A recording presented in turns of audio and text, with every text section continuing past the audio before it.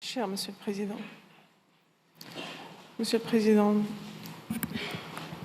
Mesdames et Messieurs les ministres, cher Monsieur le Président Chirac, il n'est pas là, mais il est dans mon cœur, parce que c'est quand j'ai perdu mon fils, Madame Claude Chirac, tout mon respect, j'ai reçu le courrier, le premier courrier, c'est de Monsieur le Président Chirac, pour me le soutien de perdre mon fils.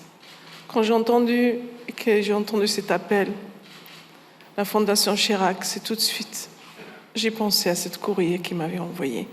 Je le remercie de fond du cœur.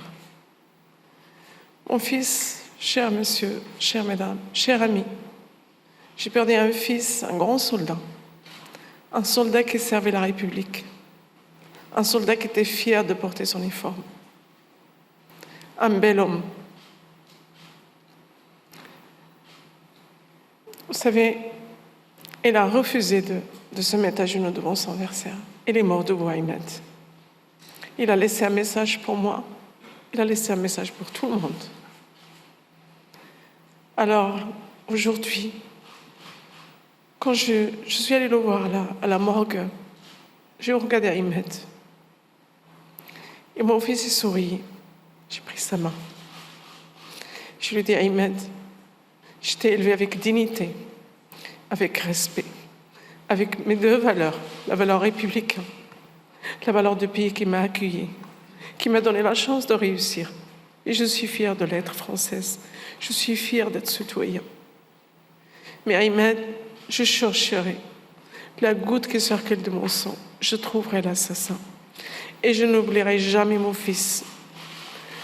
Ton nom, il restera à la mémoire de tout le monde. Je ferai n'importe quoi pour aider. Et j'ai promis à mon fils, et je promets devant vous, messieurs, dames, Monsieur le Président, je donne ma parole, mais j'ai besoin d'aide pour passer ce message de paix, ce message de vivre ensemble, ce message d'aller vers l'autre. Aujourd'hui, on a beaucoup de difficultés, Monsieur le Président de la République. On a un problème dans les écoles. Il y a les écoles qui ont beaucoup de souffrance. Quand je parle avec des jeunes, c'est pas ils pleurent avec la mienne, c'est je touche leur souffrance. Quand je vais aux maisons d'arrêt, il y a un problème très grave. Des gens qui se convertissent à l'islam. Il n'y a pas de règles dans les prisons. Un prisonnier a la honte qu'il règle.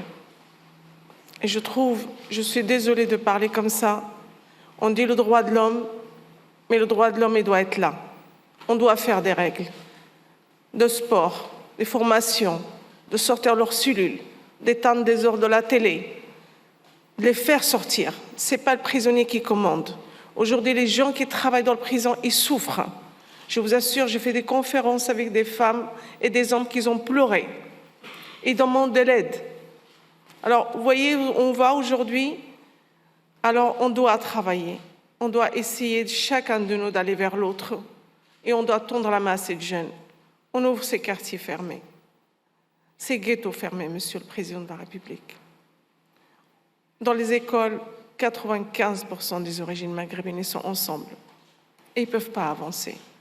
Ils ne peuvent pas s'intégrer. Ils ne peuvent pas aimer la France. Alors, pour aimer la France, il faut les montrer. Il faut les tendre la main. Il faut les mixiter. C'est très important. Aujourd'hui, il y a une souffrance énorme. Il faut aider les parents. Je sais, l'éducation, elle est importante. C'est la base. C'est nous qu'on doit éduquer nos enfants, leur montrer les valeurs, d'aimer le pays où ils sont nés. C'est très important. C'est le travail que je fais aujourd'hui. Alors, j'ai besoin d'aide. J'ai besoin de soutien. Je tente tout mon temps. Je remercie aussi Sa Majesté le roi du Maroc, qui a aidé l'association Ahmed. Et je le remercie de fond du cœur tout ce qu'il a fait pour mon fils et il continue à faire pour l'association Ahmed pour la jeunesse et la paix. Alors je compte sur vous. Je compte sur vous, Monsieur le Président. Je compte sur tous vous, le ministre. Aidez-moi. Aidez-moi que je continue mon combat.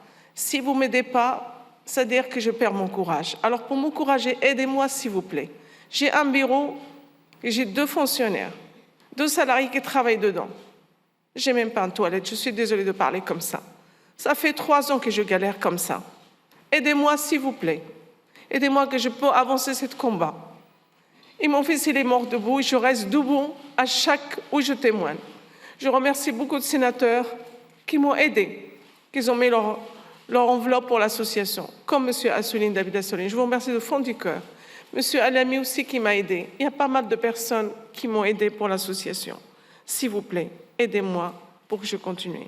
Madame Claude Chirac, je suis fière, très fière, et toutes les jurés qui ont voté sur moi, de porter ce prix aujourd'hui. Je vous promets, je resterai toute ma vie à combattre, à passer un message de paix et le vivre ensemble, jusqu'à la fin de ma vie. J'aime la France, j'aime le Maroc. C'est les deux. C'est mon père et c'est ma mère. Et je ne peux pas me séparer. Je vous remercie, Monsieur le Président. Merci à tous. Merci.